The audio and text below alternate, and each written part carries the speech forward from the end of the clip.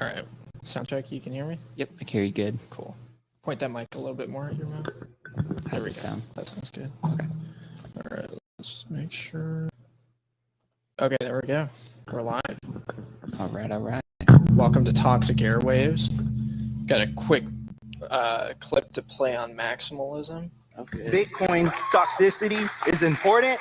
I think it's absolutely necessary. And if you're against Bitcoin toxicity, you're against Bitcoin. And if you're against Bitcoin, you're against freedom. So that's from a great talk at the Miami conference. That was the line that upset Eric Voorhees, who Don Reddy claims, and I agree, is probably a transgender. Well, whatever Eric Voorhees is, he is a total tool. And BTC Lurk, who's in the chat, was on that panel as well. Did a great job representing some good toxic maximalism. Oh, I never made that connection. Very nice. Yeah. Good deal. Don Reddy coming in hot. Fuck Eric Voorhees. Yes. That's right. That's correct. Max Kaiser is coming out to Phoenix here pretty soon. Yes, sir. Pretty excited about that. August 19th. Maybe we can get him to say a little bit about how he feels about Eric as well. He's been pretty vocal on the airwave, or on Twitter in particular, and that's been phenomenal. Okay, I've got a lot going on. Let's get focused. Okay, got some people in the spaces, which is pretty dope. So I titled this one, Don't Go Around Kissing Boots. I like that. That's our topic. So I've been reading Cody Wilson's book, Come and Take It. It's a really good one. I suggested kind of a memoir of his experience in the early days of getting 3D gun printing rolling with the first gun. It was originally called the Wiki Weapon, and then moved to the Liberator. And he spoke at a conference, and some douche asked him if he was proud of himself after his presentation, and he said, I could go kiss you, or I could go 3D print a boot for you to kiss. Nice. And so that kind of inspired this, as well as those proposed laws in the infrastructure bill. So yeah. How you doing tonight, Skeef? I am doing pretty good. It is my fault we are late today, but all is good now. I did move out to the boonies. Yeah.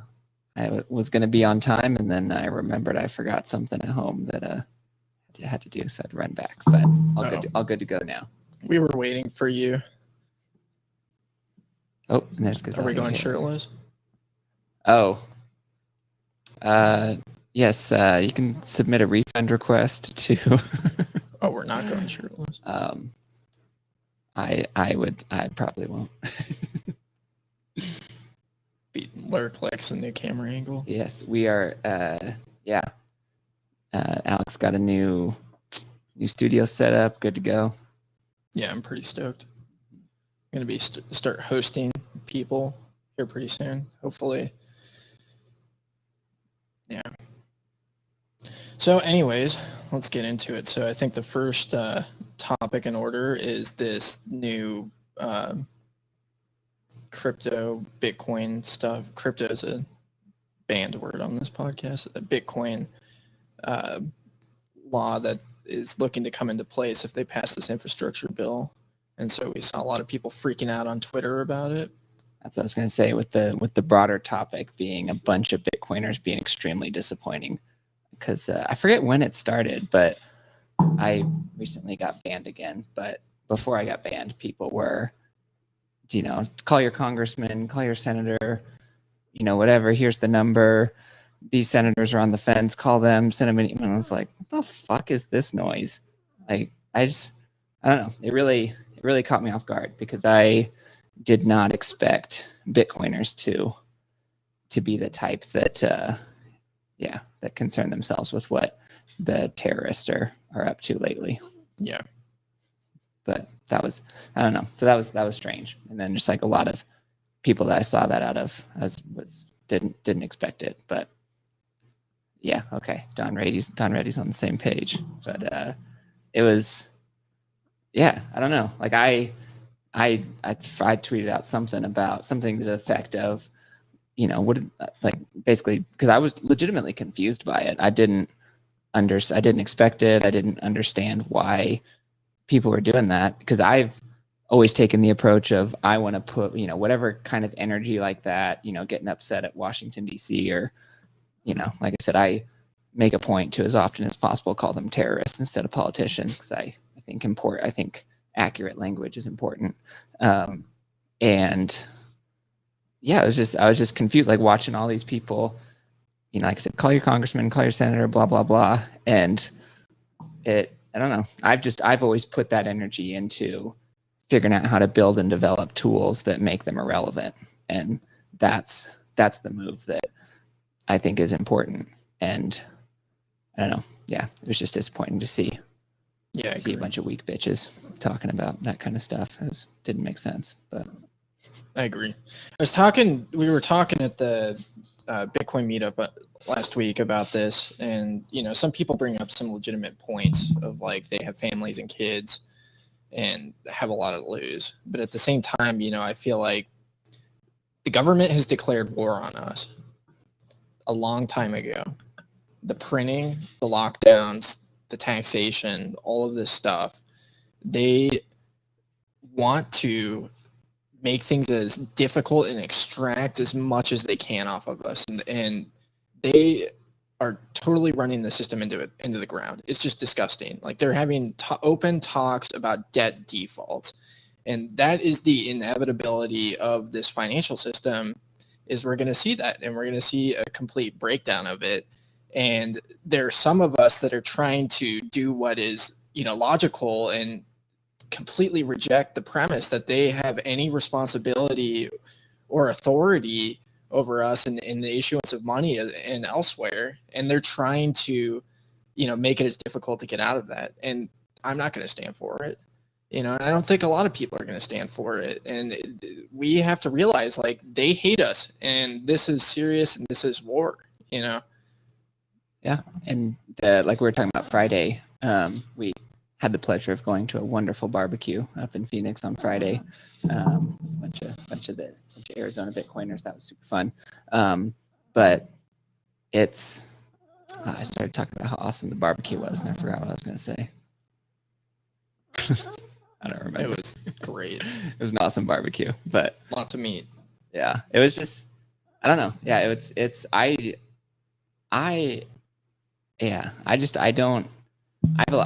know. I kind of came into the Bitcoin world from sort of, I've mentioned it before, but just kind of traditional LARPertarian, constitutional libertarian, the Constitution matters, all that kind of nonsense. And, and part of me understanding Bitcoin was rejecting all that noise about, there being political solutions to all this stuff. And now I remember what I was going to say. So it's like we have the opportunity to opt out of all this stuff. And, I had a conversation a couple of weeks ago. Somebody who's kind of a traditional conservative was, going on about how much money they're spending and borrowing. And he goes, I mean, how are we going to pay for this? And I was like, motherfucker, who's we? There is no we. Like, I'm over here with Bitcoin. I'm not paying for shit. Like, I won't be around when that bill comes due. Like, it's not going to happen. And so, I don't know.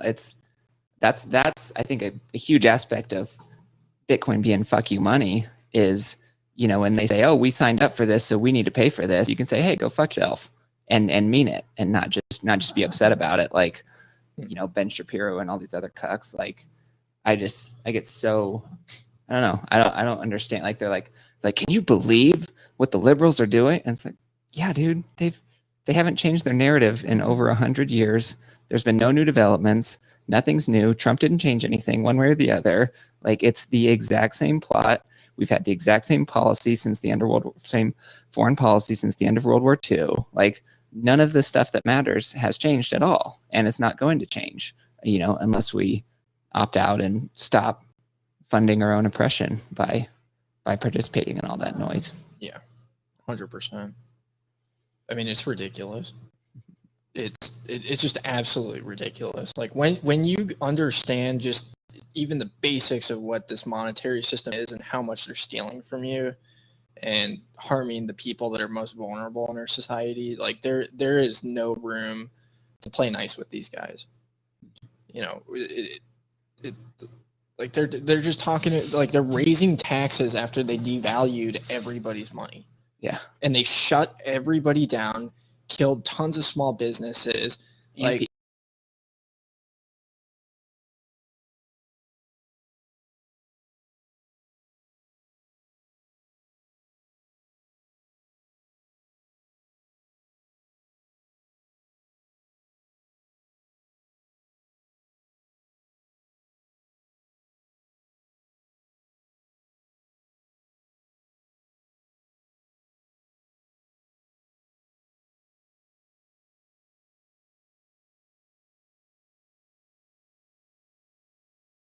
Like those you add in, you know, kids that are still alive but just have a terrible existence because their parents are morons and they, you know, put a diaper on their face every time they go outside. It's just, it's insane. It's like, you know, I can, you know, I've mentioned on here, I've got kids, like I can make sure their life is awesome, but man, what do I do for the other kids out there? I have no idea. I don't even know. Yeah. Yeah, 100%. And I think like one of the biggest things that we can do in protest right now is just not get demoralized. Yeah. Don't be sad. Yeah. And to see, yeah. And that's I think another big thing of like the fuck you money is, you know, we're empowered and, you know, we don't have to, we can opt out of this nonsense. We can, you know, the US really goes towards full Soviet, then, you know, like we've talked about before, we'll just get our passports from Katie and, you know, get going from there. Yeah. Yeah, 100%. But I think, you know, I don't know, it's going to be interesting to see. So I think next topic of discussion. So there's some rumblings that there may be another round of lockdowns coming through the country. And it sounds like they're going to try and implement them federally.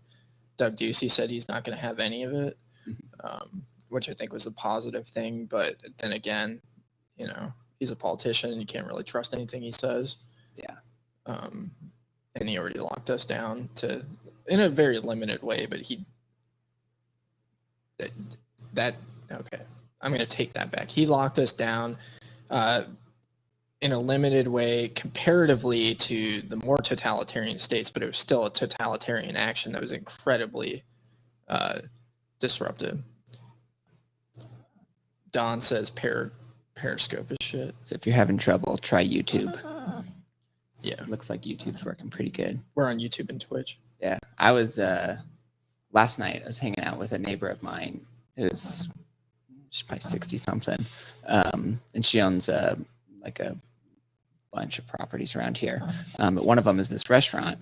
And she's basically talking about how a lot of the like tyranny nonsense comes from the local government. And, you know, because everybody focuses on, you know, what's Biden up to, what's Congress up to. No, a lot of it comes from, you know, your local county level government, your city level government. Like it's, you know, Sergio Simpson has that song Turtles all the way down. It's terrorists all the way down.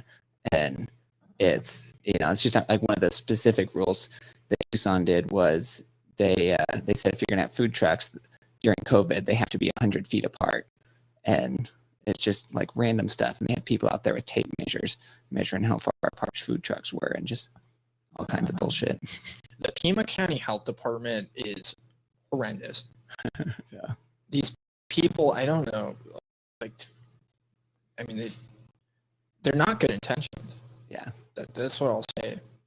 They had a wall of shame of businesses that weren't complying that got leaked out to the public. And, you know, people, business owners, their employees and employees' kids were receiving death threats from people. And it was simple as like, you know, the health department caught somebody that wasn't wearing a mask or walking across, you know, the restaurant or something like that. It's okay to not have a mask if you're sitting and you're drinking something, but if you're standing, you need to have a mask. and this warrants death threats. It's like That's a good point. Big ass tape measure. It probably was some other type of measuring device. Now that I think about it, because 100-foot. That's a very good point, Don. 100-foot tape measure would be really. yeah. So they were measuring it somehow.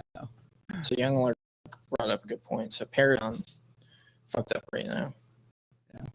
Another, we're talking, it's kind of switching it to optimism. Also, like another thing, a conversation, this week was, as at the Friday thing also, was just talking about how, today, if you've got, say 100 Bitcoin, you're out, you're done, you're out of society, you're good to go wherever you want to, do. Nobody's telling you where to, it's like you're already totally opted out if you want to be. And what's going to be really, really awesome to watch is what that looks like over the next, 5-10 years when that number drops. Like I would expect by the end of the decade, that number is going to be, I don't know, just pulling a number out of my ass, 20 million sats, 30 million, whatever it turns out to be, the threshold is going to be much, much lower as value increases. And that's what's going to be super fun to watch is what Bitcoiners do with their freedom once they achieve, it's like, what do they build? What do they work on? Because, at least the ones I've met are not the kind to sit on a beach and drink margaritas for 60 years. If somebody wants to do that, I don't care. It's not my business, but it's definitely not for me. I personally don't see myself ever retiring. Yeah, I think the fantastic thing about that is how that opens up the door for people in other countries too. Yeah. Because they could be stacking, doing whatever. And and I'm thinking of the American number. What's the Peruvian number? What's the South African number? What's the Angolan number? It's probably a lot less than 20 million sats. Yeah. As far as what you need to be free and to opt out. And like I said, it's not about, I'm never going to work again and I'm going to go sit on a beach, but it's, I have complete control over my future and complete control over, sovereignty over my wealth and my finances. So then, the interesting question then is, okay, what do I do with that? I don't know. Anybody that heard me on BTC Kindergarten a couple of weeks ago knows that I think children are a very important part of that. But that's for everyone to decide for themselves. Yeah. So circling back, Lurk talking about how bad Paris is. Australia is awful too. Yeah, we're not getting circled by helicopters yet in the United States. New York seems like they're well on their way to going there, but we're not there yet. Yeah, it's gonna be interesting because it seems like New Zealand, Australia, and Canada are kind of in a three-way race to see, to answer the question which but as far that they've got their own central banks and they're doing all kinds of funny business, and so like they're all three going to implode huge at some point. It's just going to be interesting to see which one is first. I mean, I think the Canadian central bank's balance sheet is up, 200 or 300%. All this stuff. These statistics we've been seeing all over Twitter. But countries like that where the government runs so much of the economy and so much of the country. What does it look like when that falls apart? Because we've seen governments fall apart, but not modern Western countries. Their governments completely fall apart. It'll be, that combined with nobody being able to defend themselves because they took all the guns away a long time ago. I don't see myself visiting any of those countries at any point in the next decade or two. Yeah. What I prescribe for people in those countries, get a 3D printer, start printing. You can print yourself some guns, and for your family and friends that don't want guns, you can start printing them some boots and they can kiss them. Yeah. Or ideally get the fuck out. Well, it will be pretty interesting. I mean, we've been teetering on the edge of collapse for a while in the United States, and these talks of defaulting on the debt are not, are not light conversations to have. That's a pretty serious thing. I mean, we'll see what happens. They'll probably raise the debt ceiling. This is probably just your typical thing in Congress going back and forth. But I mean, regardless of what happens, like the inflation, it's just a matter of like, you want to die by 1,000 cuts living in the fiat system, or do you want to have a short, quick death. And either way, that's where we're heading unless you opt out. Yeah. Start building things. It's crazy to walk around.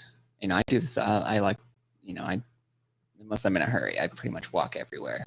And so I spend a lot of time walking around, looking around, and it's wild to like realize, most of these people are, probably perfectly good people, but completely and utterly just ill-equipped for what's coming. They have no idea. They have no, they still think the economic troubles are related to COVID.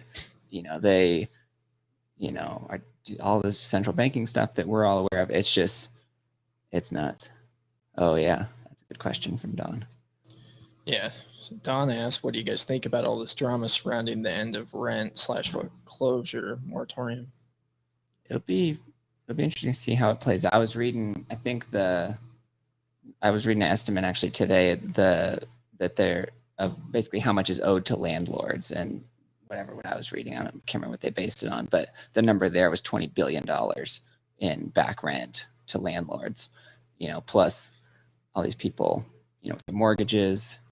Yeah, I don't know. I have a very good friend who I thankfully convinced not to buy a house right now. They were looking at a major metropolitan area that's just been, like one of those places where, you have to offer $50K over asking price just to have a shot at the house, that kind of garbage. And I was like, just let this shit kind of sort itself out and, see what it looks like in 2022. I was like, 'cause it could, and it was this, anyway, this is the reason I brought it up is because this moratorium was what ultimately convinced him. Because he's not a Bitcoiner. He's not, up on what the fuckers in DC are up to and central bankers and all that stuff. My thoughts on it, I think BlackRock probably has a bunch of dry powder. Mm-hmm. They're ready to swoop in, buy all these houses. I think, what also is going on is things have been a lot worse during this time as far as, the average person's experience.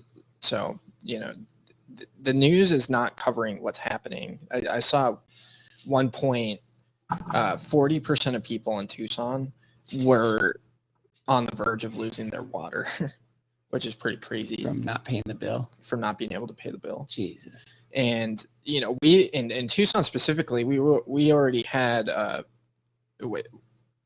official number was the poverty rate was at somewhere around 25%. So a quarter of the city was living off of, for like, I don't know, the poverty level is just such a weird metric because they haven't adjusted it ever.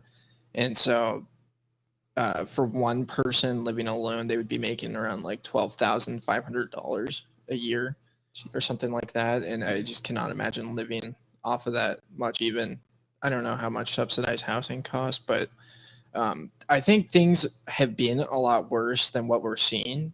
And I think things will be a lot worse than what we will see in the future because the media is not going to cover this. They're not going to go against the narrative of what the oligarchs want, of throwing everybody out of their homes, having them rent everything and, being happy doing that. I did see a hilarious tweet. They said, I forget the exact punchline, but it was something to the effect of the Federal Reserve is enabling BlackRock to achieve the American dream of owning 12 million homes. And that's you talk about BlackRock having dry powder, which they definitely do. But it's like what's even more fucked up is they don't even need dry powder. Like they can just mainline money from the Fed and, 50 basis points for 10 years or, 2% for 30, all this garbage that they can get just because they have political connections. And that's what we're seeing a lot of that in like properties being developed is that like properties are being bought by people, not because they have, not because they're these amazing real estate tycoons and they know how to build buildings that people want to live in and buy and blah, blah, blah. No, it's because the people that are getting these deals, it's the classic Cantillon effect. Like it's the people who have access to the easy money because it's like some guy who can borrow $100 million at 1% with basically nothing down is just gonna, they don't care about price. If they're trying to buy 1,000 houses, you think they're negotiating on one individual house, like somebody only buying one house. But no, it just fucks up the incentives so much. Did you see Don's question? Yeah. Were you responding to that? No, I'm just reading it. BlackRock effect give banks an incentive to be stricter in terms of foreclosures and their interpretations to these new rules. I don't know. Meaning, like, because they've got such a strong buyer in BlackRock that they can, I don't know, like, or maybe not just BlackRock specifically, but that there's all these big money buyers with, a bunch of borrowed money that maybe they're, I don't know, that they're much stronger buyers, that they're crowding out the people that have, lower credit scores or whatever else that shouldn't be getting mortgages. Don't have access to the money printer. Yeah. What's up, Logical Logistics? You got anything for us? Nope, not right now. Cool. Yeah. Well, anyways. Oh, buy-side liquidity raises the price floor of foreclosed homes. Oh, Kiwi messaged me. He said, I thought it was 1.2 trillion. Or no, I think that number is too big. New Zealand has 38% debt to GDP. That's really not that bad. Yeah, it sounds pretty low. But I guess it's the central banking stuff is what I'm worried about, because it's been a while since I looked at those numbers. Yeah. I think United States we're over 100%. Oh, I see what you're saying. So Don's saying buy-side liquidity raises the price floor. Yeah, that makes sense. I see what you're saying. Kelly Lanham is talking. We were talking about this, or actually, he was talking about this on Phil Gibson's podcast, where that was a major issue, where he was going around trying to buy up foreclosed homes, and these firms would come in with just unlimited money and really raise the price floor and crowd the smaller players out. Something that is going to be a big fireworks. Like, I know, a lot of people aren't Arizona specific, but we are. And Southern Arizona, You should be Arizona specific. should be. Yeah, come to a state where you can actually defend yourself, not like Yes. those cucks in Texas. Go shooting in your front yard. You're like, yeah, Texas LARPs on Liberty. Anyway, well, that'll be a whole other episode. So Southern Arizona specifically has just an absolute fuck ton of defense industry, defense contract. Raytheon's one of the biggest employers. All of these companies, and so it's like I'm not going to buy real estate until the federal government starts bouncing checks, because at that point, Southern Arizona is going to be on a fire sale, and we're going to be buying. We're going to be buying mansions for 100,000 sats, I think. Well, maybe not that low, but maybe a couple million. It's just, because it's like, so it's, I don't know, the whole real estate market's completely fucked just because of how it's completely propped up by the Fed. And then on top of that, you have the major source of income, in Southern Arizona.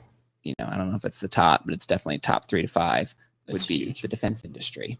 And it's like the military bases, it's like we've talked about before. It's like I was talking to I forget who it was. It doesn't matter.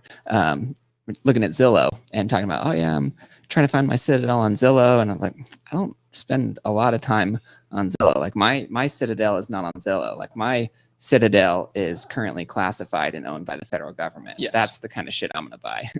There's some pretty sick You bunkers out there. I'm not trying to get a nice pool. I'm trying to buy something that's currently classified, once these fuckers start going bankrupt. Yeah, I've been trying to bring that conversation up with people here locally that are outside of the Bitcoin sphere of how much of an issue that is. So Raytheon's the second biggest employer in Tucson behind the University of Arizona, and probably brings in more money than the University of Arizona because missiles make a lot of money. And then Davis Mothin is like 4 or 5, I think. Mm-hmm. And if those two industries leave or go out of business, it's going to be like Mogadishu up in here. Yeah. It probably would get pretty ugly. It's already ugly, dude. Yeah, because there's no I mean, I was reading a statistic recently that I think 2.5 years ago, Tucson police had 1,600 officers. Today they have 700 because they just cannot replace, and obviously fuck the cops. But that's just like a hard number of, 2.5 years ago with a lot fewer people, or not a lot, but definitely fewer people. There were 1,600 officers, so almost half, or about less than half. So Don's asking about the foundry getting built. So there's it's the TSMC or TMSC, it's Taiwan Semiconductor, something or other, giant chip, multi-billion-dollar chip foundry getting built outside of Phoenix. That's good. Yeah, so that would be. Well, even more bullish. I think TSMC produces the silicon for our miners. So this is fucking awesome. Nice. Yeah. So that's definitely a positive. And anything we can do to get that manufacturing out of China is should be a pretty good win. So there's definitely businesses outside of the defense industry, but that would be just such a big hit. Once, I don't know, like once the Defense Department, is getting 10, 15, 20% smaller year after year after year, after increasing 5 to 10% every year since World War II. That's, these people aren't going to know what to do when that money spigot turns off. And once it's all done and the dust starts to settle, I plan on buying some of their real estate. Yeah. I will live. So do you think that area gets rebuilt then? Or is there just a massive capital flight and it turns into Tombstone? Tombstone's not a bad. No, it's actually not a great city. If you're going down there, go to Bisbee. I used to work out there. Yeah, Bisbee's a cool town. I don't know. I guess I think about it from the perspective of like if I want to make money, or get wealthy or whatever, for me it's all Bitcoin stuff. So I look at real estate as anything I buy, I'm never going to sell, probably ever. Like I want to buy stuff my grandkids take their grandkids to on, I want to get like Rocky Mountain, play, that kind of stuff is what I think about, 10, 15, 20 years out. And so, yeah, as far as an investment, it probably wouldn't be that great of an investment for a very long time to buy anything around here. But I don't know. I'm a weirdo. I love the desert. The desert's my favorite part of the whole country. Like I don't really see myself leaving ever unless, some Lenin type character takes over Washington, D.C., which is certainly an option on the table.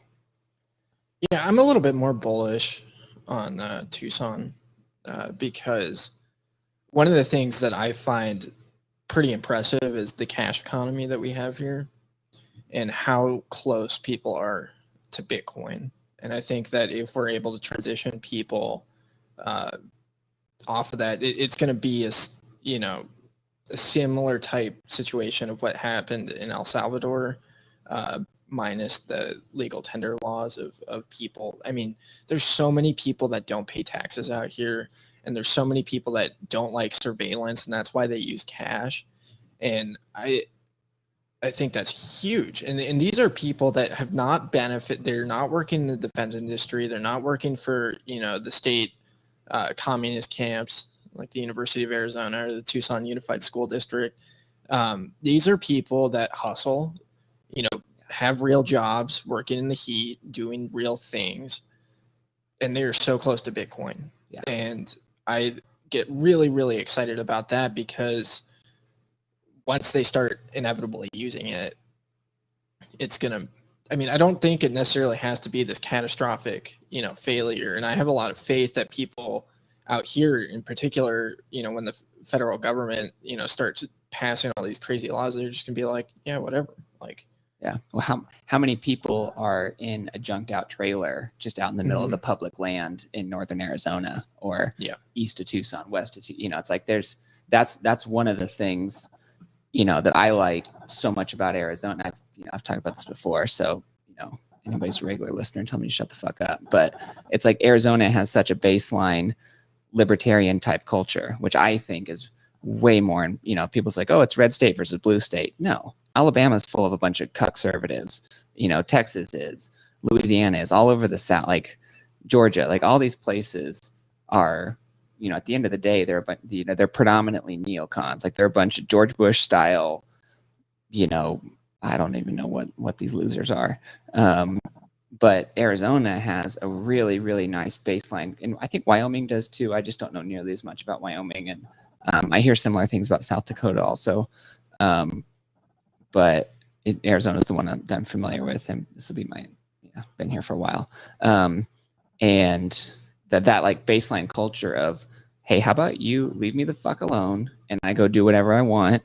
And I'm going to buy whatever guns I want. And I'm going to carry whatever guns I want at all times.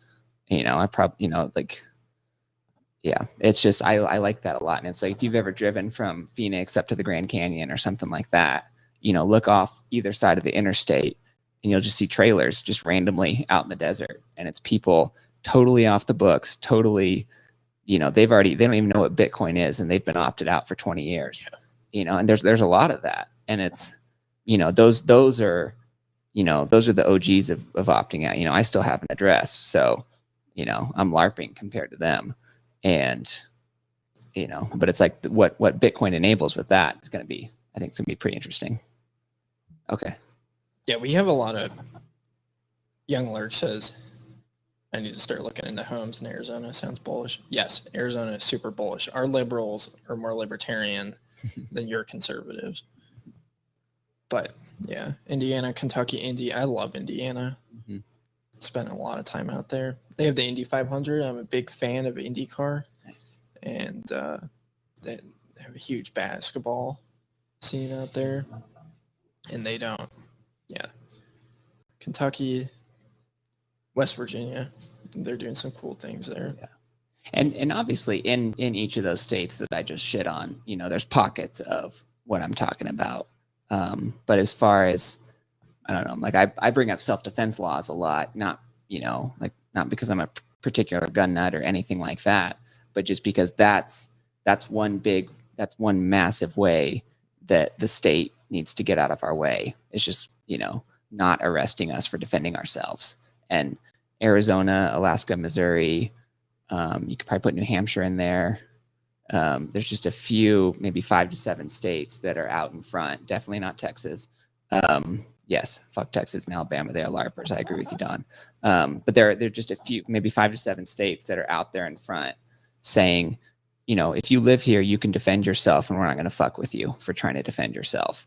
It's like you don't need to go fill out a piece of paper just to carry, and have a full, prostate exam just to, employ the most basic defensive technology, which is a concealed handgun. And yeah, the states, thankfully there's a lot more states moving in that direction, but yeah, I think that's a big advantage that some of these states have is, because I used to be up in the Pacific Northwest, and even if you have a concealed carry license, if you bend over, at the bottom shelf in the grocery store and somebody sees your gun, that's brandishment. You can get arrested. It's just like basic stuff like that. Why the fuck would why did I spend a couple of years in a place like that? It doesn't make any sense, but I'm out now, so it's good. Yeah. Yeah, I mean, I think what it comes down to, ultimately, like calling politicians kind of a waste of time. Yeah. Because, even if they raise a stink about it, if they're, a good politician, it's not really going to accomplish anything if it's what the oligarchs want to push through. And yeah, I mean, there's going to be pushback against Bitcoin because it's powerful. And I did see that. California. So Young Lurk said, did you guys see California is thinking about making bacon disappear in the state? Like, what the fuck? Commie Central. I did. I posted I put a headline in one of the Telegram groups about that just because I thought it was funny. So I don't know. I like bacon a lot. So I didn't actually look at the specifics of what they were doing on it. I was mostly joking around with it. I can't pay attention to California anymore. It's just go ahead. No, it's insane. It's like it used to be a fun place, and now it's like, no, that's the Onion, dude. Oh wait, that's not the Onion. They're actually fucking banning what? Just Yeah. Dude, it's like living in TSA. That's what California is. I think it ties back to kind of what we started the show off with, which is, all this call your congressman, call your, it's like all of that stuff is having hope in the political process. It's investing energy in the political process, which I just think is completely stupid.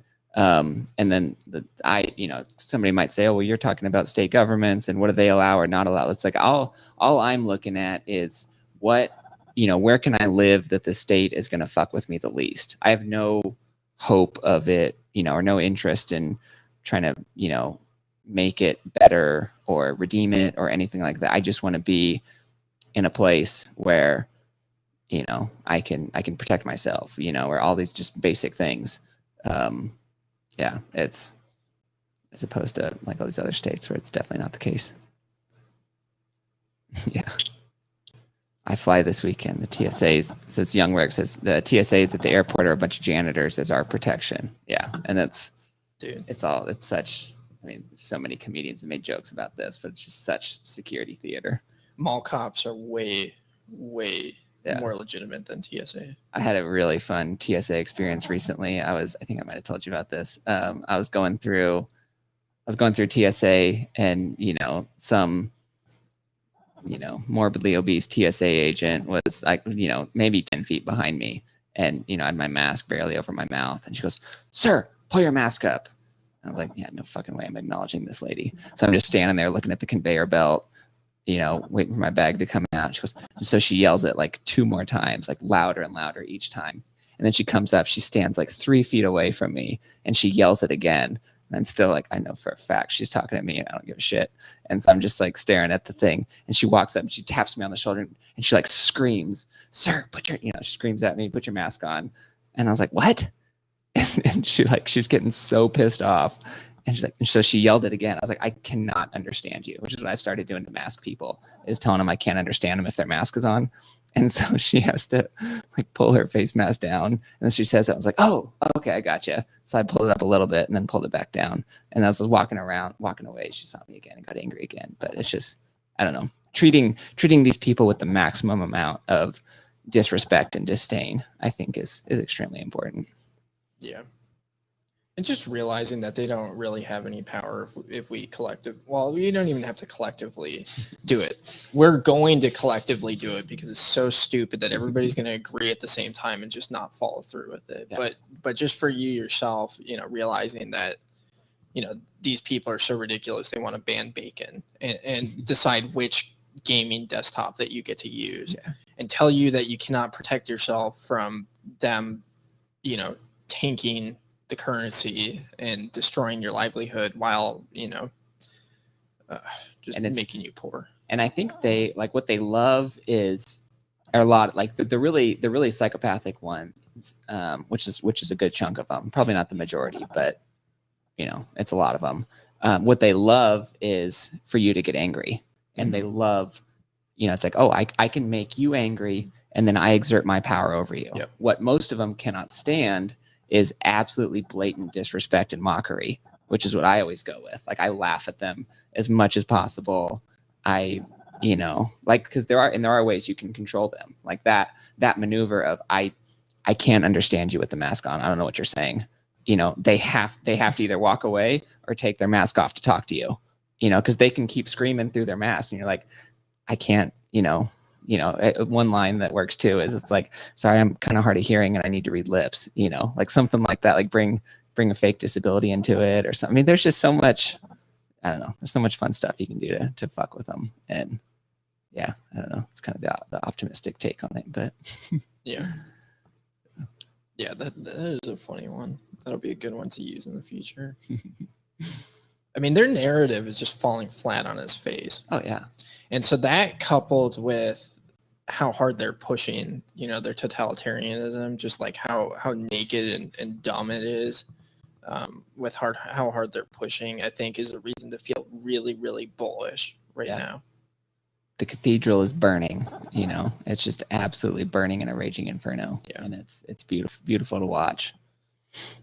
Yeah, it is. And I think like The thing that's getting me really excited is just watching people's attitudes shift collectively.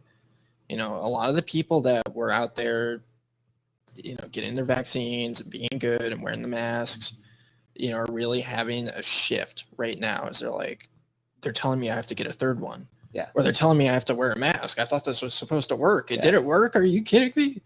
Like, I know somebody who was excited about voting for Hillary Clinton in 16, who is now has adopted my phrase, well, not mine, but the one I use of, you know, are you vaccinated? The correct response is not no. It's Bill Gates can shove it up his ass. And so like to go from excited about Hillary Clinton to Bill Gates can shove the vaccine up his ass. That's, you know, that's obviously that's not the majority. Most people are blue pilled and hopeless, but there are, you know, there are people that are waking up, and it's pretty cool to watch. I think there's a large portion of people that have an understanding of how ridiculous all of this is right now. Yeah. I think there's a small minority of people that are off their rockers and have a much larger voice in our society. Mm-hmm. Because these people, these journalists and these politicians, all it takes is like a group of 1,000 people scattered all over the place that are, you know, mentally ill, going after people on Twitter to change their opinions on something. It's not, it's not a representation of this. Maybe it's just that we live in Arizona, and I talk to a lot of people, and I'm feeling pretty bullish on them right now as they're asking questions and being pretty open-minded. Now the problem with it is a lot of people are aware of what's happening and aren't willing to do anything. Yes. That's the problem right now. And there is a definite negative, you know, side of all, like really kind of pessimistic side of it, which, you know, these people that are, you know, talking about vaccine mandates and all that, like I think it's important to recognize that it's the exact same group of people that in another time and place were Stasi informants in East Germany and people sending their neighbors to the gulags in Soviet Union and Nazi sympathizers in 1930. It's the same, you know, mob of mindless, just unthinking, go with the flow, do what the authorities say, you know, listen to the TV. It's the people, you know, it's the people that have seen every episode of Big Bang Theory. And, you know, it's like they just, you know, I'm sorry if anybody's a Big Bang Theory fan, but, you know, it's like they watch, they shouldn't have said Big Bang Theory specifically. It's like the people that watch the sitcoms that, you know, that consume all the trash, that are, you know, watching 18, 20 hours a week of CNN or MSNBC or Fox, you know, it doesn't matter which one it is. That it's like the people that go along with authority, they're like, oh, you know, my finger's not on the trigger, it's not my fault. You know, I would think is something along their thought process. And I don't know, like when I find these people, I always ask them, like, have you, you know, the question that I've had reasonably good success with is, you know, have you considered the possibility you're not one of the good people? You know, because they think they're these moral crusaders, and that's, I think, a really good, reality TV too, definitely. You know, it's like it's asking them that question, like, have you? And it's not saying you're a bad person, because that they're just going to shut down and not respond at all. But it's like asking them the question: have you considered the possibility that you're not one of the good people? You know, just at least consider, because I certainly have. You know, I definitely think I'm a good. You know, I help my friends. I'm loyal to my friends. You know, if somebody needs to move, I'm helping them move. You know, I've take care of my kids. You know, I do all the good stuff. So I think, you know, I'm probably a good person. But if you ask me, have you considered the possibility you're not one of the good people? Yeah, of course I've considered that. You know, I've definitely considered. I've thought about it a lot, because it's something super important to me. But it's like these people, they don't have minds. They don't, you know, they're barely, I don't know, in my opinion, they're barely conscious. But Young Lurk is accusing Don of watching The Bachelor. all right. Next week, we're going to have Toxic Airways Fight Night with Don and Young Lurk. Going to fight over who's, I don't know, what the Bachelor's good. The loser has to watch, like, binge watch however many seasons there are of The Bachelor in a week. That would be painful. That would, yeah. It would be like going through an MK Ultra experiment. Yeah. Speaking of Ted Kaczynski. I was about to say, speaking of MK Ultra. Yeah. I was listening to that podcast you sent Yeah. me. Theories of a Third Kind, very good podcast if you're into conspiracy type shit. Three people that do the podcast together were very good. They did Ted Kaczynski episode that was very good. I don't know. They have another one, like it's kind of similar to the Oklahoma. I don't know how much we're going to get into conspiracies, but Let's do it. basically Ted Kaczynski Dude. and the Oklahoma City bombing, you know, kind of similar sort of plots where, you know, like either, so I'm trying to think how to explain it. So like with Oklahoma City, you know, it was either a one of these sting operations where they try to set somebody up and it goes bad, or you know, it was just that was an FBI plan from the beginning to attack a federal building, or probably FBI, CIA, whoever, you know, all these federal agencies kind of go together. But it's like to, you know, to basically create, trying to figure out what people are laughing at. Probably me, but I think they're laughing at Dawn. okay. But basically to create a bunch of public resentment towards people that they can label, you know, anti-government or something like that. And so like the chances that Ted Kaczynski was the only one involved and that Timothy McVeigh was the only one involved is essentially zero. I mean, they're like the Ted Kaczynski example, there were fingerprints from at least a couple other people found on bombs. You know, read through his manifesto. He says a lot of we, a lot of us. There's, I don't know, there's just lots of other examples that it's kind of, I don't know, tie in JFK also, but it's kind of also the JFK thing of, you know, I don't know what exactly happened, but I know that if you believe the traditional media government narrative, you know, you probably have a single digit IQ.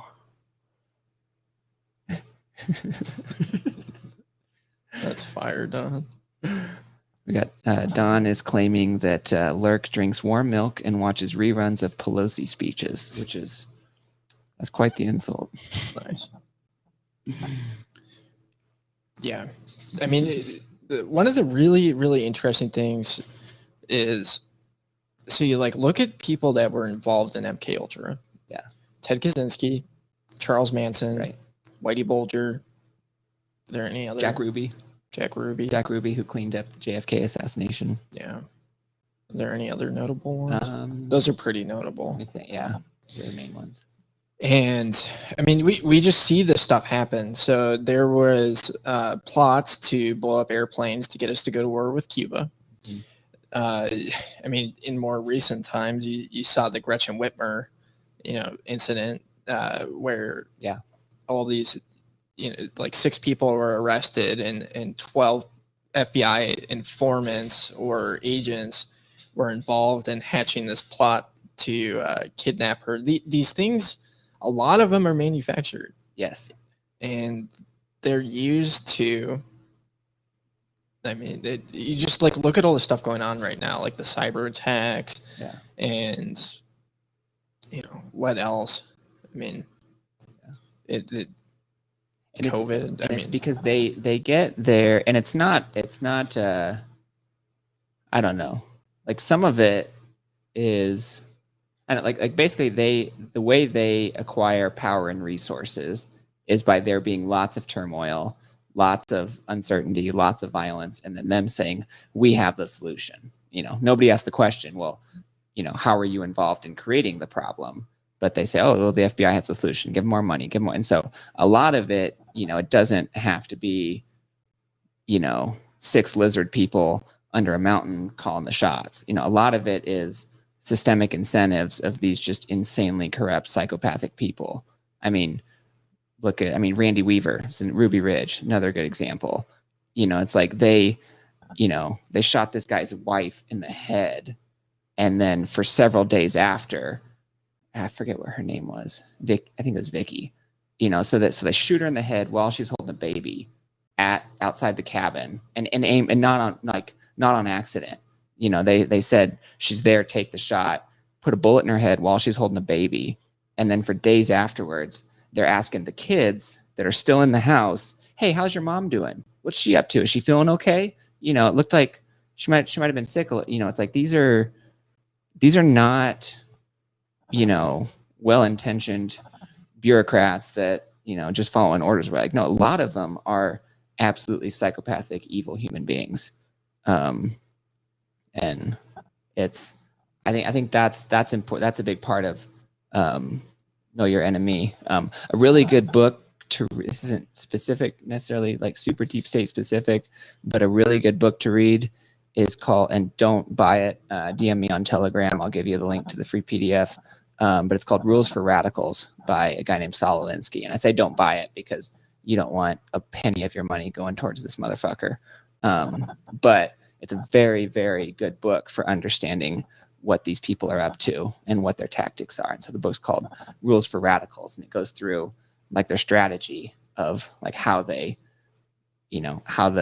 basically how leftist, authoritarian, like terrorist type organizations tend to work. And it's a fantastically evil book, but it's a very, very good book to read to learn about this kind of stuff. Gosh, I have so much on my reading list. Yeah, Whitney Webb did call it on Marty Bent's podcast, talking about the ransomware. That was a really interesting one. Marty's he's been on a roll. Yeah, one after the other, solid ones.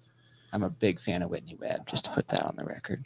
Yeah, kind of going back to so Brian says Whitey, dang. It's like, yeah, they experimented with MK Ultra in prisons. They would go into prisons and they go into mental institutions. They go into these places that, people didn't have a lot of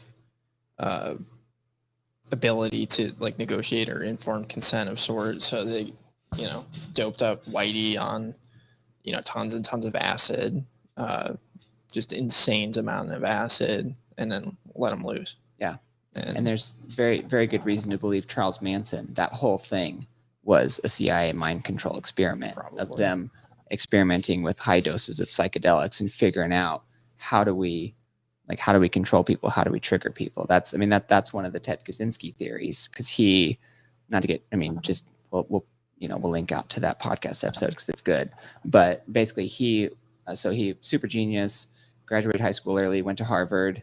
And at Harvard, he spent 3 years in, what was definitely a MK Ultra experiment, where they were doing all kinds of like psychological torture, like just the worst verbal abuse you can imagine, all kinds of different stuff, and like breaking him down. And he was already pretty fucked up from a bunch of other stuff in his past, but an absolute genius. Like, they talk about like IQ wise, he's up there with like Stephen Hawking and stuff.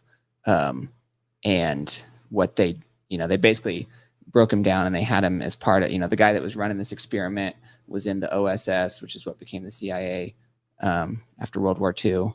And there's very good, one of the excellent, very good reason to believe, but like one of the theories that he was like a Manchurian candidate type thing, and that they had that kind of control. And I think what a lot of people get hung up on too is they think, oh, it's like the CIA in general. The CIA has a policy on this, and what a lot of people don't realize is there's so much like black budgets with all of this stuff. Like it doesn't have to be 10,000 people working on this. Like it can be a couple of hundred people with an 8-9 figure budget that's completely unaccountable with no follow-up whatsoever. And so it doesn't have to be 10,000 people doing all this. Like it can be a couple of hundred. And I don't know. The last thing I'll say in MK Ultra is the only reason really anybody knows anything about it is because they found a box of financial records. Like they destroyed pretty much all documents related to it, but they missed a few boxes of financial records that were subsequently found, a couple of decades later. And that's why we even know about MK Ultra, this one specific program. So that, definitely makes you wonder what programs, did they successfully destroy all the documents for? Yeah. Yeah. I think it's important to acknowledge that there is this stuff out there that's happening that is just like purely evil, just to put into context of what's happening in government and why the state is illegitimate. Why when we centralize power to the degree that we have, it's so incredibly destructive. And you don't even have to get down the conspiracy rabbit hole. Just walk down drive through your city or town and just look around you at like what people are experiencing right now due to these government actions. I mean, it's just accelerating to the point where we can't just like sit around complacent and ignore it anymore. You have to take action to protect yourself from, what is happening. And I think like the way it ties directly back to Bitcoin too, because obviously it's tangentially related, but the way it ties directly back to Bitcoin, that I try to help get people to understand is that these people have just like your general grab bag term for the federal government, especially the 3-letter agencies, have successfully fought off every single threat to their power since World War II. Like there hasn't, they put a bullet in JFK's head over this kind of stuff. They've successfully, there have been tons and tons of threats to their power, and they've fought it back every single time. I mean, like Iran-Contra wasn't a big deal. Nixon resigned over Watergate, okay, whatever. But it's like there hasn't been a substantive pushback to their power in any way whatsoever, in my opinion. And so the people, I don't know. I think that's the other thing that pissed me off about because I don't care about what normies do. I just don't pay attention to it at all. They're like trees as far as I'm concerned. But when I see Bitcoiners call your congressman, call your senator, I'm like, it's such a, to me, it's such a deep misunderstanding of what Bitcoin offers and what we're trying to do. It's like when they're talking about, can you believe they're trying to put this bullshit in the infrastructure bill? Did you read it? No, of course I didn't read it. Of course it's terrible. Because it's like this whole thing was designed to resist state censorship. So why are people getting their panties wound up because there's state censorship? Like that's why this was created. Like that's the whole point of this. Like if the government wasn't evil and tyrannical, we wouldn't need Bitcoin. If there's if the courts worked, we wouldn't need Bitcoin. I think that's J.W. Weatherman, if I remember right, to attribute. But it's like I don't like these people that are surprised or caught off guard, or why are the politicians being mean to us? I don't understand it. To me, that's like, I bought this, rabid fighting pit bull and it bit me. Can you believe that? Yeah. Probably shouldn't have bought a pit bull, or at least one of those. I mean, I don't know. It's like it's in their nature, and that's what they do. And we need to build the tools to route around them, not be surprised like weak little bitches. Yeah. Yes, I agree. And I think, it's going to be interesting to see if once they start passing these laws, what the reaction is and where Bitcoin development goes. And I think it's going to be incredibly powerful what we're going to see in the future. Mm-hmm. Yeah, because the most they can do is create some fuckery in the short term. Thank you, Don. Like that's the most they can do is create. They can fuck. They can suppress the price. Which is here's your weekly reminder. Don't leverage your Bitcoin.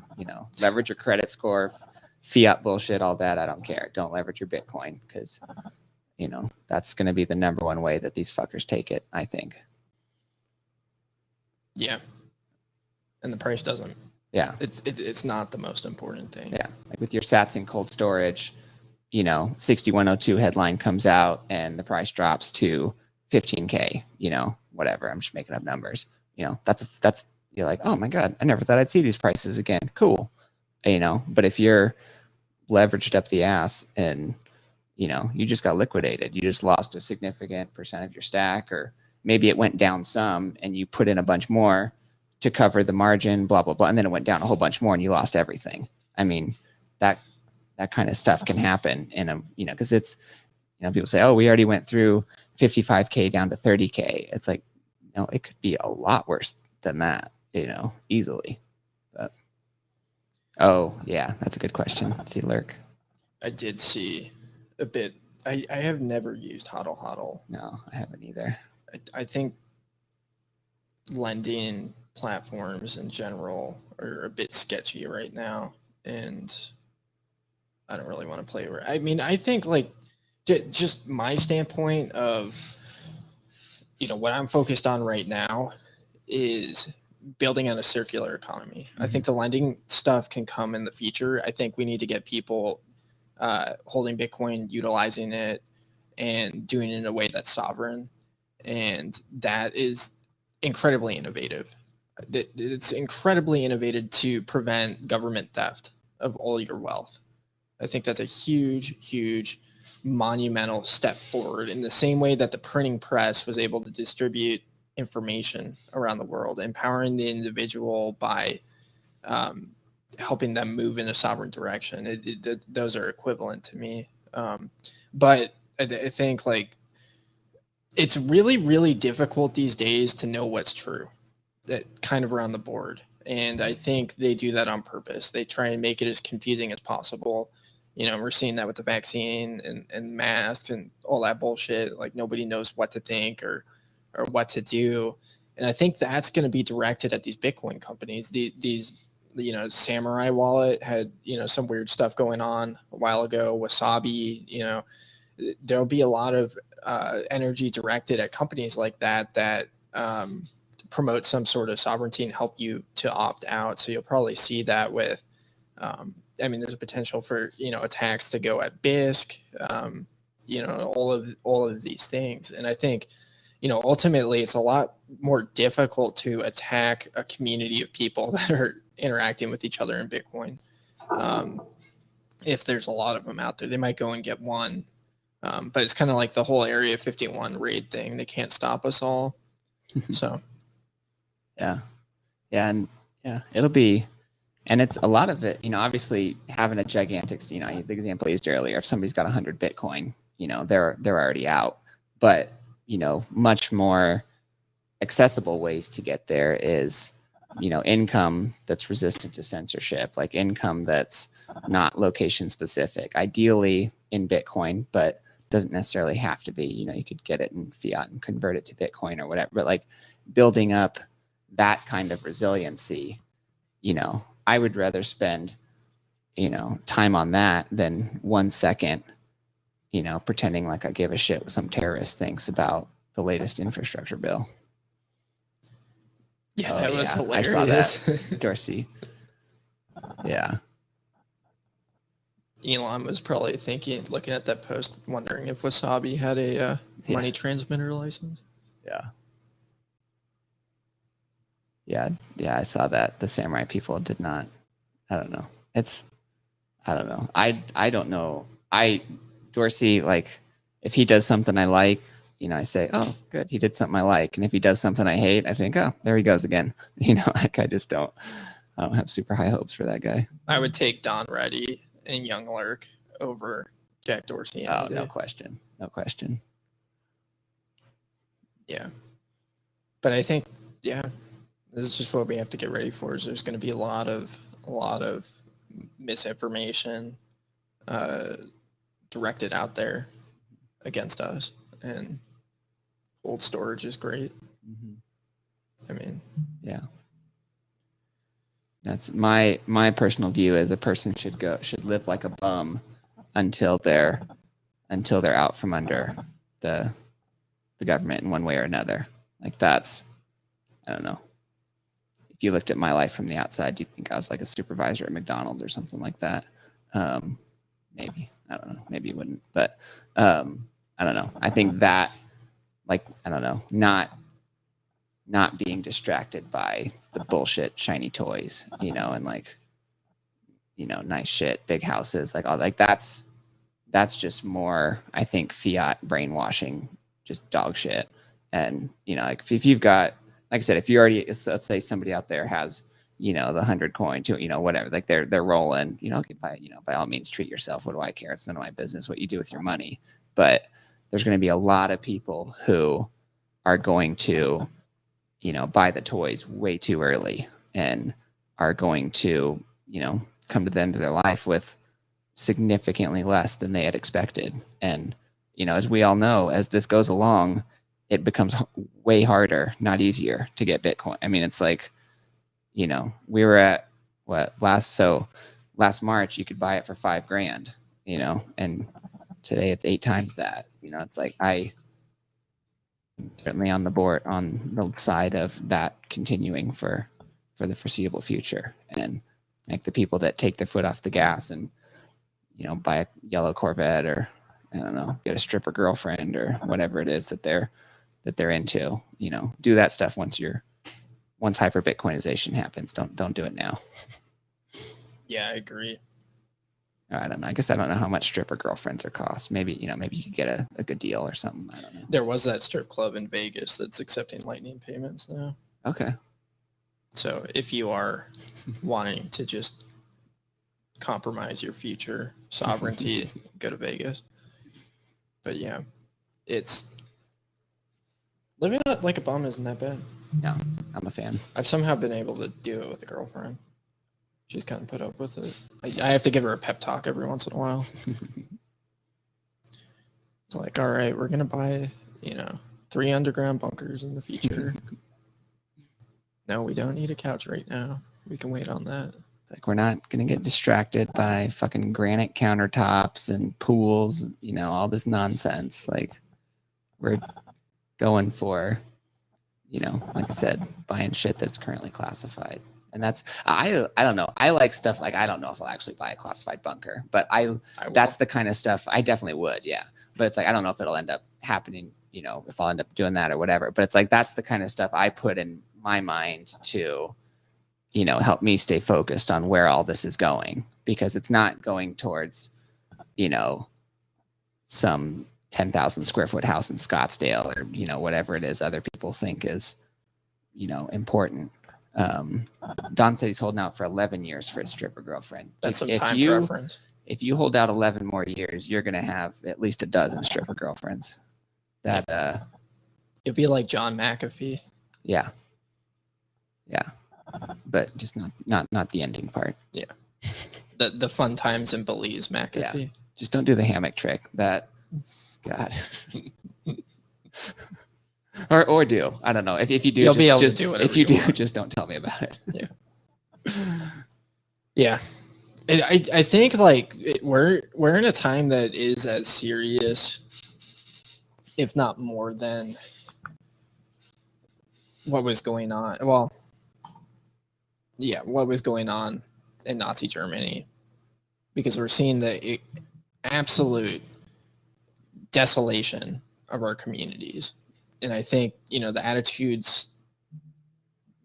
that I want to have right now is like what Oskar Schindler had, where he's trying to pull people out of the concentration camps. In this case, we're looking at a complete collapse of society, breakdown of supply chains, of, entire industries just decimated. I see that's Don, was that a threat? I'm not. About getting McAfee'd. Oh yeah, sure. I think he was referring to partying like a madman, which is what McAfee did. Yeah, for a very long time. Yeah, got it. I got lost. But yeah, I think it's an incredibly serious time, and we need to treat it as like there's nothing light about the government just ruining millions of people's lives. And this is happening globally too. And have you seen that video of, I think it was filmed in like the 60s or 70s, but there's a guy who where did he work at? He worked in it was like an embassy or something like that. I'm just totally butchering this. But the point of it is he was somebody who approved visas for Jews getting out of Germany, is what his job was. And so, and he basically rubber stamped a bunch of people, as many as he could.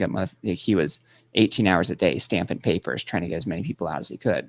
And so in the 60s, I think it was in the 60s, there was this big event, and he got invited. He didn't know why exactly he was invited. He's just kind of sitting there. And then right as it's starting, the guy, the MC up on the stage, announces, "Hey, here's so-and-so. If you are alive today because of what he did, please stand up." And the whole fucking thousands of people in the auditorium stand.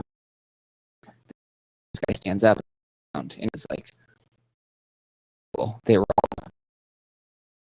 all, and they're live because I, put a stamp on a piece of paper. And I think there's a lot of stuff. There's going to be, I hope it never gets anywhere close to that level.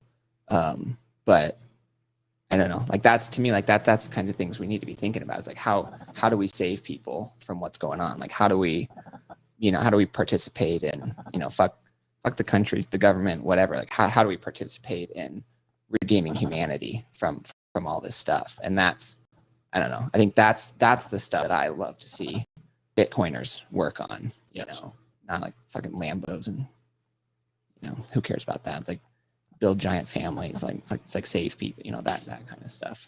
That's the kind of stuff that I get excited about Bitcoin enabling. We're on the right side of history on this one. I think it's a good question to be asking yourself, are we the good guys?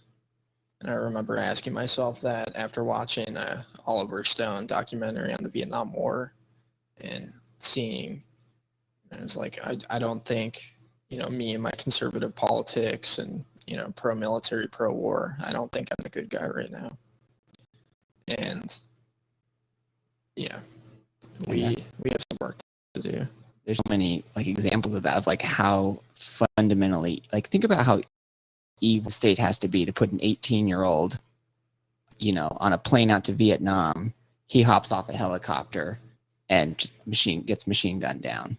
He's in the country 8 days, 5 days. That stuff happened all the time. Like how, I don't know. Like I think I hate the state. Like, can you imagine, these parents, like, if somebody slapped my kid, I would be ready to literally light them on fire, and it's like, can you even imagine like your 18-year-old kid hopping off a helicopter, getting mowed down? And it's like, that's the kind of stuff the state does. Like that's, when you hear people say the state hates you, it's because the state drafts you into a bullshit war and throws you in front of a machine gun. They started with a false flag. And they don't think anything of it because, casualties. And it's pretty gross. And just mildly, the bombing campaigns that they ran. I mean, they were considering dropping nukes on Vietnam and almost did. And that's something I don't think a lot of people know about, but yeah. And you'll never hear me say anything positive about North Korean government, obviously, but it's like, you can see where their hatred of the West comes from, because it's like everything they did in Vietnam, they did 5-10 times over in North Korea. I mean, there was whole stretches of Korea where there wasn't, they would talk about there wasn't a brick on top of another brick, is how heavily they bombed it. And so it's like, Kim Jong-un, him and everyone in power needs to get dropped in the middle of the ocean, definitely. But on top of that, it's like, if you can't see, at least where some of that hatred comes from, I don't think you're paying attention. Yeah, 100%. It's one of the things that I found amazing is how good of a reception I've had when I've traveled abroad to some of these countries that the U.S. has terrorized. And yeah, imagine the libs with blue hair going on in the battlefield right now. Yeah.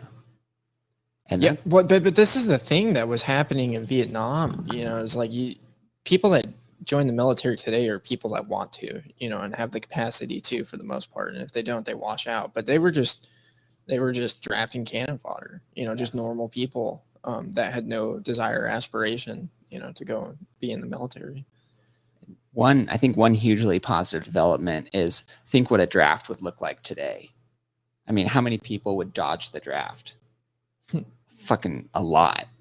Way more than Vietnam. Yeah. If there was a draft, I'd be in one of those RVs up in northern Arizona, or somewhere else, undisclosed location. Yeah. I think, like, have you ever seen the movie We Were Soldiers with Mel Gibson? It's a really good one. It's about, it's a great American military propaganda film, as most are, but it kind of gives you the idea of what people's attitudes were going into that war, off of World War II, shortly after.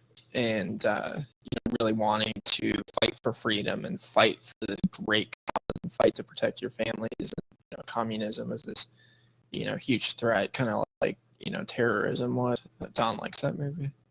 I like that movie too, and that kind of messaging sucked me in as a kid and kind of like put me in that direction of thinking it's so attractive, of wanting to be a part of something so much bigger, and the state hijacks things that are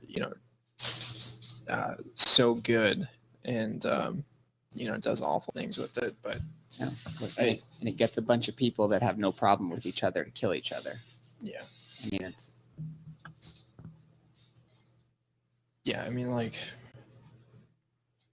oh, and a fun fact, the U.S. helped train what's his name, the Vietnamese guy, Ho Chi Minh. Ho Chi Minh, to fight the Japanese. Yeah. Another fun fact: they knew about Pearl Harbor and let it happen. Yeah. I mean, that one's crazy. That one's out in the open now. Yeah. That's not even a conspiracy theory. Yeah. I think that was a part of the Imitation Game, that movie that came out. I watched that one, but I don't remember it really well. I know it was about World War II code breaking and stuff like that. Yeah, that was an interesting. Yeah, 99.9% chance FDR knew about Pearl Harbor and let it happen because he wanted the U.S. to go into World War II. Yeah. What was it that brought the U.S. into World War I? It was that passenger liner. Lusitania, yeah. That one was even more egregious. That one, they filled a passenger liner full of explosives and basically went back and forth in front of the Germans, just like doing loops around German subs, because they know once this gets sunk, we're going into World War II. And they're just going back or World War I. Yeah, that's right. And yeah, that was, I don't know, like these, you think about the body count, the financial count, the financial costs, like all that of what these fuckers have been doing just for the last 100 years is pretty unreal, which is why it's hard for me to, it's a lot more common in conservatives, not so much with Bitcoiners, but it's like the people that they think something fundamentally different has been going on in the last 10 or 20 years versus before. They think something, Trump changed things, or the libs are more evil now, what they think like something changed, something's different. It's like, no, it's been the same playbook for at least 50 years, probably 100 plus. I mean, Lysander Spooner has that great quote from the 1870s about, how just completely and utterly illegitimate the Constitution is. And that's well over 100 years ago. That some people had this stuff figured out. Yeah. Yeah, I mean, this has just been a massive part of human history, is this corruption of centralized power. I mean, we just look back to the Catholic Church, prior to the advent of the printing press and the Enlightenment and the Renaissance. And it's just, we're in the same point. Like, we have not, evolved a whole lot further in our thinking. I think Bitcoin is a huge evolution forward. Yeah. I mean, the printing press it's just been so instrumental. I mean, just, I can't imagine it, but, just being forced to, like, the only source of truth is an authority figure. And, I think a lot of people still have that mentality today, but it's a lot more spread out. But yeah. And the positive Bitcoin angle is, they are completely just neutered against, individuals who are sovereign at scale, and who, like, it doesn't, as people like, oh, we need to convince the majority. No, we don't need anywhere near the majority. Like 5-10% is plenty to create a total parallel system, to really like bootstrap a parallel system that people can either opt into or not. Yeah. And I mean, I probably 2 or 3% is even enough. But certainly 5 or 10% is plenty. Like, I've said this before, the mob has never mattered in history, and it never will. They go with the flow, if they're in East Germany, they're Stasi informants. If they're in the Soviet Union, they're sending neighbors to gulags. If they're, around here, they're putting that Bill Gates poison in their arm and, trying to mandate that on everyone else. It's like these people, they don't have minds, they don't matter. And, best we can do is ignore them, route around them, like insulate, construct our lives in such a way that we're insulated against all their insanity. Yeah.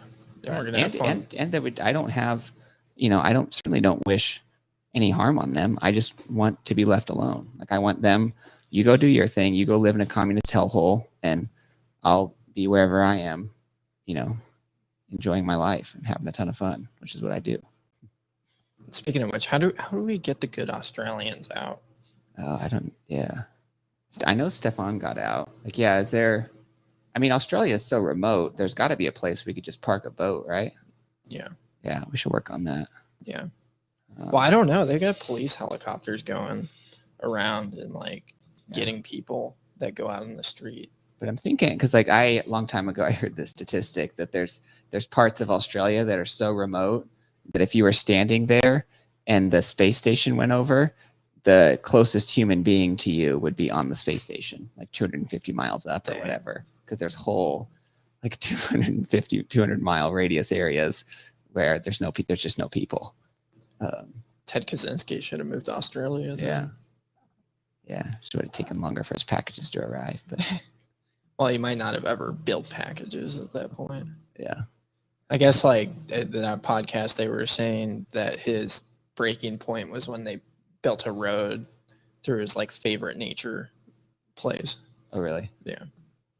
I miss that. I could totally understand that. I get so upset when people graffiti and deface beautiful nature out here. They got these teal-oaks walking around. Yeah. Or the rocks and stuff. And yeah, they just spray paint all over it. Teal-oaks. It's that's the word or what a teal-oak is? Tucson local, right? Yeah. Poor souls. Yeah. It's all right, cool. Wanda loves Ron. Great. Did you have to put that on a rock? Yeah. Yeah, exactly. Fuck you, Wanda.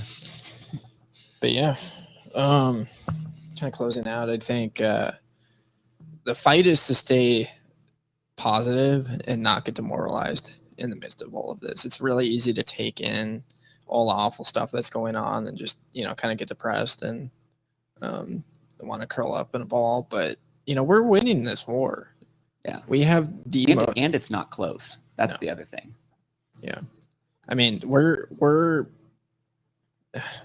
Bitcoin is just growing. The lightning capacity keeps on jumping. People all over the place are running nodes. Normal people, Elon, are running nodes. We've got meetups just booming. Mm-hmm. And the government's talking about debt defaults. Mm-hmm. That's where they're at. And, they're going to pass these ridiculous rules that people aren't going to follow, just like nobody, follows a lot of the rules that are out there. How long have drugs been illegal? How long have, and they just want to extract as much wealth as they can. And if you Naruto run, you'll be able to run faster than their bullets. But and just keep grinding. Make sure every month you're a little bit more sovereign than you were last month. Could be something as simple as buying some Bitcoin and securing it in cold storage, or figuring out getting a little bit more technical with your privacy. There's just all kinds of stuff you can do month after month after month to be just a little bit more sovereign than you were last month. Yeah. And that's, I think a lot of people, they say, oh, I can't do everything right now. It's no, of course not. Nobody can, but you can, it's just like anything, or getting healthier or lifting weights or anything. It's, a little bit better, each week or each month, or, it's each time you get paid, put a little bit into Bitcoin. There's just little stuff like that a person can do and learn, I don't know, get a little bit more comfortable with firearms to defend yourself, things like that. There's just little low cost things that a person can do that really, really compounds over time. And yeah, I'm obviously far from an expert on that. There's tons and tons of people that I learn from that are, light years ahead of where I am. But you know, it's like I don't get demoralized and say, oh, I'm not there yet. You know, I don't own a bunker in the Rocky Mountains on 2,000 acres. You know, well, so I should just give up. No, I can grind a little bit, you know, today, grind a little bit more tomorrow, and maybe in 20, 15 years I'll be there. You know, something like that. 10 years. Yeah, I think that time Man, preference Hyper piece is Bitcoin huge. Station's coming. It's called 7. That's long. That's a really long timeline. The bet I always make with people is by 2032, a nuclear powered aircraft carrier will get sold for Bitcoin. That's like the most tangible example I can think of the end of the American empire. Yeah. 2026, I think Bitcoin will be the most widely used currency in the United States. I hope so. The sooner that happens, the sooner we eradicate slavery. Yes. Yeah. Kind of wrapping up. We got some cool stuff going. We were going to have a block size war book club with the Arizona Bitcoin Network. We're still working on which platform we're going to host that on. It's looking like Discord, which is kind of cool because some of the NIMs are going to participate in that don't want to come to the meetups in person. So we're going to be doing that online. And then we have a meetup coming up in Tucson, same day. Both of those are happening on August 7th. That's going to be at Borderlands. We need Bitcoiners to show up and kind of help the newbies and shitcoiners.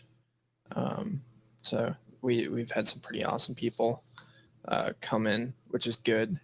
I think those are, you know, a huge point to, you know, kind of collaborate and get more sovereign. I've been having some great conversations with Santos Yes. recently. That guy's Big been fan. on fire, Yes. helping build out this meetup scene in Arizona. And Kaiser's coming on the 19th. That'll be pretty fun. Do you know that with the Bitcoin I have, I can buy any freaking senator or congressman I want? I make the laws. He who has the Bitcoin makes the law. You think Matt Kaiser called his congressman? Fuck no. Oh yeah. Triple B is coming up too. You're going to be at that. Yes. I will be at BitBlock Boom. Yeah. If you come up to me and say, hey, I like Toxic Airwaves, I'll buy you a drink. I'll commit to that right now. Yeah, I'm bummed I'm not going to be at that one.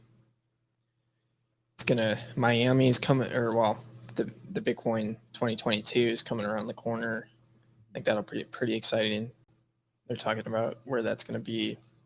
Guns and Bitcoin still has an announcement of where they're going to be. I will 100% try and be at that one.